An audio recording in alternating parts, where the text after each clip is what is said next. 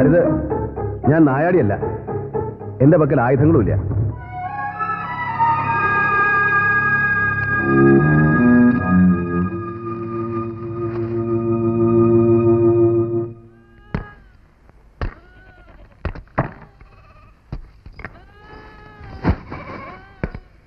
എന്തേ കുട്ടി ഇത്ര നേരം വൈകാൻ?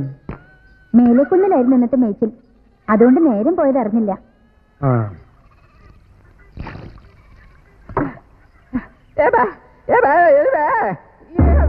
കുട്ടി അകത്ത് പോക്കോളൂ.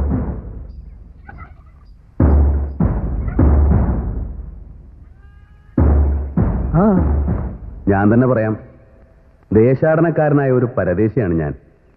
ഒരു പകൽ കൊണ്ട് ഈ മലനിരകൾ താണ്ടാമെന്ന് കരുതി, പക്ഷേ കഴിഞ്ഞില്ല. അപ്പോഴേക്കും അന്ത്യയായി.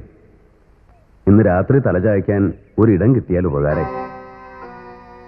കാഴ്ചയിൽ നല്ല കുടുംബത്തിൽ നിന്നാണെന്ന് തോന്നുന്നു. സംസാരവും നന്ന്. നിങ്ങളെ ഞാൻ വിശ്വസിക്കുന്നു. ഇന്ന് രാത്രി ഇവിടെ കഴിയാം. പിന്നൊരു കാര്യം, കാട്ടുജാതിക്കാരാണെങ്കിലും ഞങ്ങൾ സസ്യഭുക്കുകളാണ്. നിങ്ങൾ മാംസം കഴിക്കുന്നയാളാണെങ്കിൽ തന്നെത്താനെ പാകം ചെയ്യേണ്ടി വരും. ഇവിടെ കോഴിയുണ്ട്, ആടുണ്ട്, മുയലുണ്ട്, എന്തു വേണമെങ്കിലും ആകാം.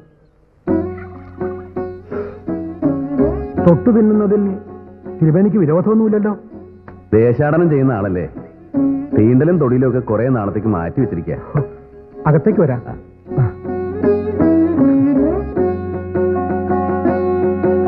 ഇങ്ങോട്ട് വരാം. നന്ദിനി മകളാ? ഞാൻ നേരത്തെ കണ്ടിരുന്നു, എന്നെ കണ്ടില്ലെന്നേ ഉള്ളൂ. അങ്ങയുടെ മകളെയും ആടുകളെയും പിന്തുടർന്നാണ് ഞാൻ ഇവിടെ എത്തിയത്. മോളെ, വേഗം അത്താഴം ഒരുക്കൂ. നമ്മുടെ അതിഥിക്ക് നല്ല വിശപ്പുണ്ടാവും. അനിയൻകുട്ടിയുടെ പേരെന്താ? ബലദേവൻ. ഇളയവനാ. ഒക്കെ ഒന്ന് ഇറക്കി വെക്കാം.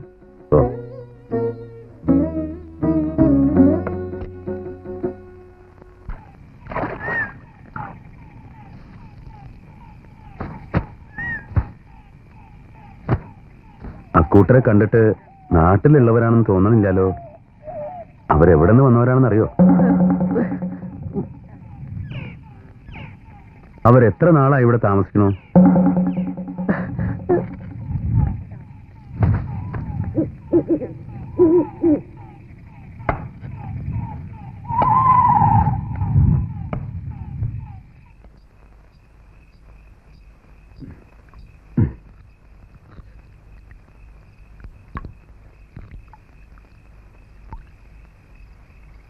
കുറച്ച് മതി.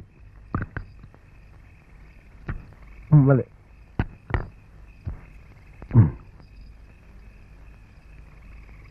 തിരുമേനിയുടെ ഈ യാത്ര എങ്ങോട്ടാണ്? ഇലവങ്കോട് ദേശം വരെ.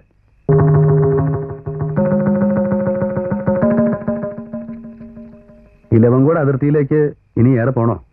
നാടാടയായതുകൊണ്ട് ചോദിക്കാണ്. പുലരും മുമ്പ് പുറപ്പെട്ടാൽ ഉച്ചയോടെ എത്തും. അവിടെ അധിക നാൾ തങ്ങാനാണോ? ഒന്നും തീരുമാനിച്ചിട്ടില്ല. ചിലപ്പോ ഒരാഴ്ച, അല്ലെങ്കിൽ ഒരു മാസം. അത് തന്നെ ചിലപ്പോ പിന്നെയും നീളും. അവിടെ ചെന്നാലേ പറയാൻ പറ്റൂ. എന്തായാലും സൂക്ഷിക്കണം. അത്രയ്ക്ക് അധർമ്മം പെരുത്ത നാടാ. അങ്ങ് ഇലവങ്കോട് പോകാറുണ്ടോ? ഇല്ല, പോയിരുന്നവർ പറഞ്ഞു കേട്ടിട്ടുണ്ട്. എന്തായാലും എനിക്ക് അവിടെ പോകേണ്ടതുണ്ട്. അധർമ്മം ഭയന്ന് അവനവന്റെ കർമ്മം ചെയ്യാണ്ടിരിക്കാൻ പറ്റുമോ? ആഹാ. ചോദിക്കുന്നത് കൊണ്ട് തെറ്റിദ്ധരിക്കരുത്. ഇവിടത്തെ രീതികൾ കണ്ടിട്ട് കാട്ടിൽ പാർക്കുന്നവരുടേതാണെന്ന് തോന്നണില്ല. ഈ ഭക്ഷണം പോലും ആഠ്യരുടേതാണ്. തിരുമേനിയുടെ തോന്നൽ ശരിയാണ്. നാട്ടിലെ കാട്ടാളന്മാരെ പേടിച്ച് കാട്ടിൽ വന്ന് കഴിയുന്നവരാണെന്ന് മാത്രം അറിഞ്ഞാൽ മതി. ഏത് നാട്ടിലെ കാട്ടാളന്മാർ? ഇലവങ്കോട്ടയാണോ? അച്ഛൻ പറഞ്ഞില്ലേ അത്ര അറിഞ്ഞാൽ മതിയെന്ന്. പിന്നെ എന്തിനാ കൂടുതൽ ചോദ്യങ്ങൾ?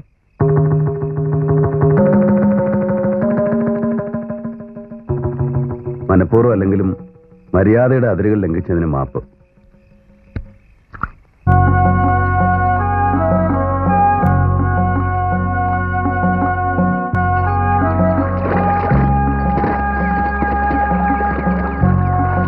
മുട്ടയിൽ എന്താടാ? അയ്യോ കുറച്ച് കാറ്റ് കഴിഞ്ഞാ തമ്പ്ര. കുറച്ചോ കൂടുതലോ ഞങ്ങൾ തീരുമാനിക്കും. ഇറക്കി വെക്കേ. കണ്ടാൽ അറിഞ്ഞൂടെ തമ്പ്ര? നീയാണോ ന്യായം പറയാൻ? ഇറക്കി വെക്കേ.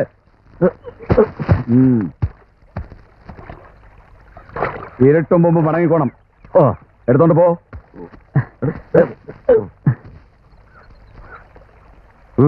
എന്താ തുണിക്കെട്ടിൽ? പഴന്തുണിയാണേ. പഴന്തുണിയും കൊണ്ട് അമ്മാവൻ വന്ന വഴിയെ നടന്നു. കണ്ട പണ്ടാരങ്ങൾക്ക് തെണ്ടി നടക്കാനുള്ള സ്ഥലമല്ല ഇലവങ്കോട് ദേശം. പോ പോ. പേര്? അത് തമ്പുരാനോട് പറഞ്ഞോളാം. അത് പറയാതെ ഇവിടം കടന്നു പോകാൻ കഴിയില്ല. അദ്ദേഹം ആവശ്യപ്പെട്ടിട്ടാണ് ഞാൻ വരുന്നത്. തെളിവുണ്ടോ? കാണിക്ക്. എന്റെ വാക്കുകൾ തന്നെയാണ് എന്റെ തെളിവ്. തറക്കിച്ചു നിൽക്കാൻ നേരില്ല. ഇവനെ പിടിച്ചു കെട്ടി പുൽമടയിൽ താക്കൂ.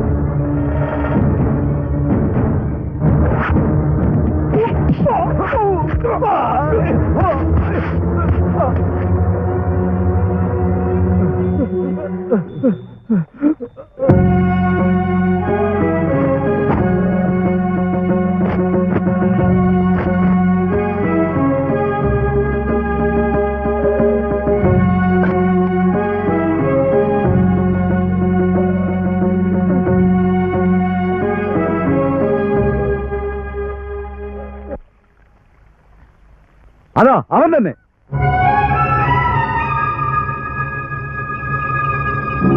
പിടിക്കവനെ.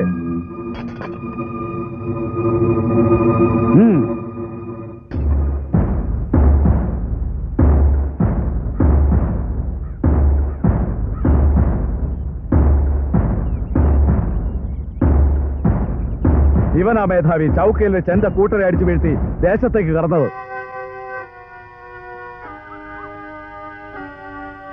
ബ്രാഹ്മണനോ? എന്നിട്ടാണോ ഈ അതിക്രമമൊക്കെ കാട്ടിയത്? അതോ ഇതും മാളവരുടെ കണ്ണിൽ പൊടിയിടാനുള്ള ചിമിട്ടോ? അല്ല, യഥാർത്ഥമാണ്. എന്നാൽ പിന്നെ വരവിന്റെ ഉദ്ദേശം വെളിപ്പെടുത്തിക്കൂടെ? തീർച്ചയായും. പക്ഷെ ഇവിടെയല്ല, പറയേണ്ടടുത്ത് അത് കേൾക്കേണ്ടയാളുടെ മുമ്പിൽ.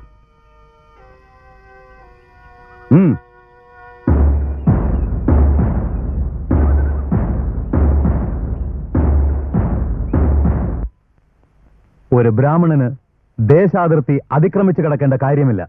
ഉണ്ടോ? പിന്നെ എന്താണ് ഈ നാടകത്തിന് പിന്നിൽ? ക്ഷമിക്കണം, അങ്ങയുടെ മുന്നിൽ മാത്രമേ ഞാൻ ആരാണെന്ന് വെളിപ്പെടുത്താവൂ എന്ന് അമ്മാവൻ നിർദ്ദേശിച്ചിരുന്നു. ഞാനതനുസരിച്ചു എന്ന് മാത്രം. മാപ്പാക്കണം. ആരാണ് താങ്കളുടെ അമ്മാവൻ? അഗ്നിശർമ്മൻ.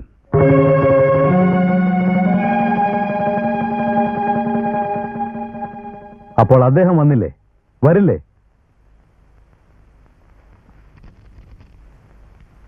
അമ്മാവൻ തന്നയച്ചതാണ്. വായിക്ക്.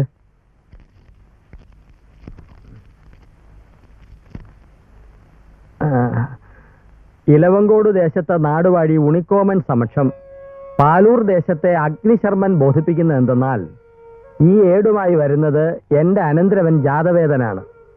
അങ്ങയുടെ ആവശ്യവും അപേക്ഷയും അനുസരിച്ച് നേരിൽ വരാൻ തന്നെയാണ് ഞാൻ ആഗ്രഹിച്ചത്.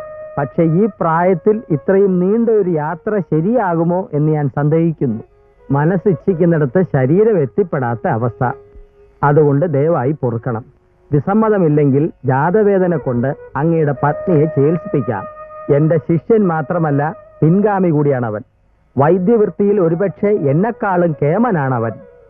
ജാതവേദന്റെ കഴിവിൽ എനിക്ക് പൂർണ്ണ വിശ്വാസമുണ്ട്. താമസം വിന അങ്ങേക്കും അത് ബോധ്യപ്പെടും. തിരുമനസ്സിനും പ്രജകൾക്കും ആയുരാരോഗ്യങ്ങൾ നേർന്നുകൊണ്ട് ഇക്കാര്യത്തിൽ പെട്ടെന്നൊരു തീരുമാനം എടുക്കാൻ പറ്റില്ല. രോഗിയുടെ ഇഷ്ടം കൂടി നോക്കണ്ടേ? ജാതവേദൻ തൽക്കാലം വൈദ്യഗ്രഹത്തിൽ താമസിക്കട്ടെ. മൂസിനെ കണ്ട് ഉടനെ അതിനുള്ള ഏർപ്പാടുകൾ ചെയ്യൂ. അടിയൻ.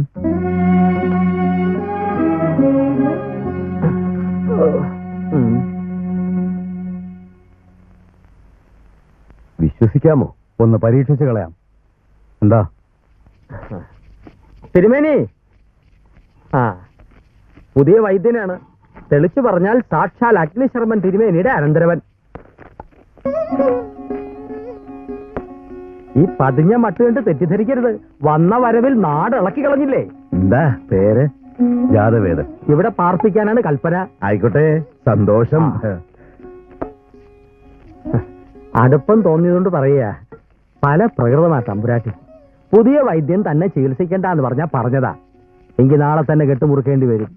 മറിച്ചാണെങ്കിൽ തമ്പുരാട്ടിയുടെ ദീനം തീരും വരെ കുശാലായിട്ട് ഇവിടെ തന്നെ കൂടാ. പക്ഷെ ഒന്നുണ്ട്, ഞാനൊന്നും അറിഞ്ഞില്ലേ രാമനാരായണ എന്ന മട്ടി വേണോ ഇവിടെ കഴിയാൻ.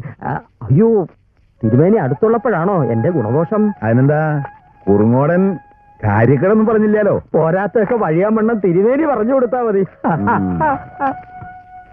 ഞാൻ പോവാണ്. ലേശം വായാടി എന്നേ ഉള്ളൂ. പറഞ്ഞൊരു കാര്യണ്ട്. മരുന്ന് അടുപ്പത്താ. പാകം നന്നായിട്ട് അറിഞ്ഞോട്ടെ.